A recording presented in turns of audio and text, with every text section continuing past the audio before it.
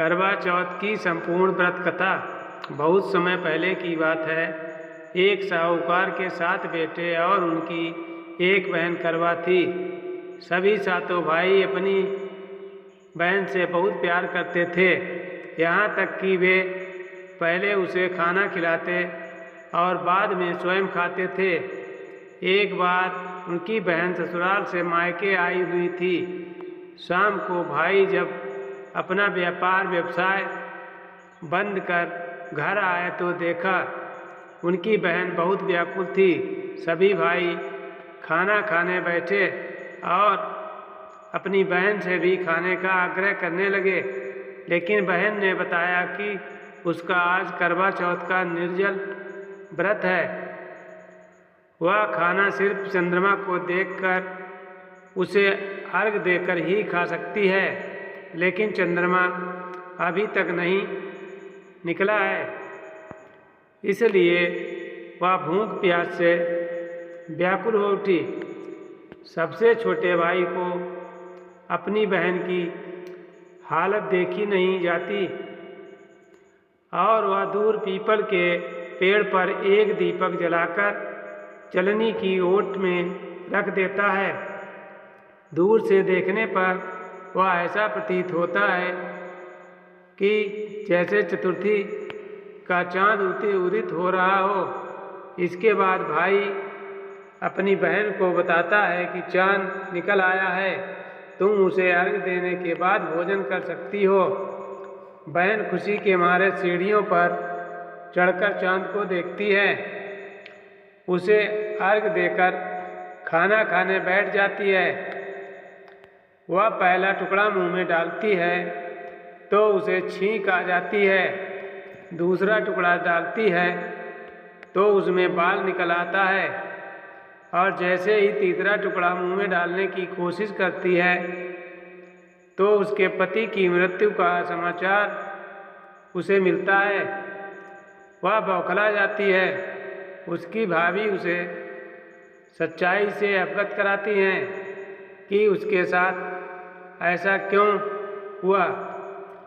करवा चौथ का व्रत गलत तरीके से टूटने के कारण देवता उससे नाराज हो गए हैं और उन्होंने ऐसा किया है।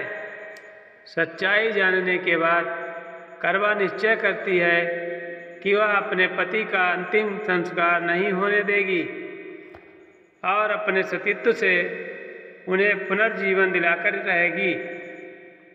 वह पूरे 1 साल तक अपने पति के शव के पास बैठी रहती है, उसकी देखभाल करती है।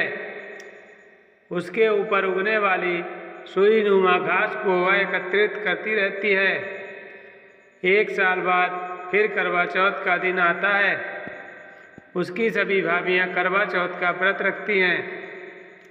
जब भाभियाँ उससे आशीर्वाद लेने आती हैं तो वह प्रत्येक भाभी से यम सुई ले लो, पिए सुई दे दो, मुझे भी अपनी जैसी सुहागिन बना दो, ऐसा आग्रह करती है। लेकिन हर बार भाभी उसे अगली भाभी से आग्रह करने का कहकर चली जाती हैं। इस प्रकार जब 6ठे नंबर की भाभी आती है तो करवा उससे भी यही बात दोहराती है।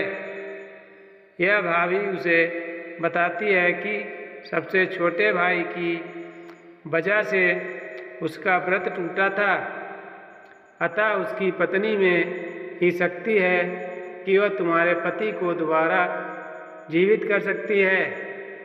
इसलिए जब वह आए तो तुम उसे पकड़ लेना और जब तक वह तुम्हारे पति को जिंदा न कर दे उसे नहीं छोड़ना। ऐसा कहकर वह चली जाती है। सबसे अंत में छोटी भाभी आती है।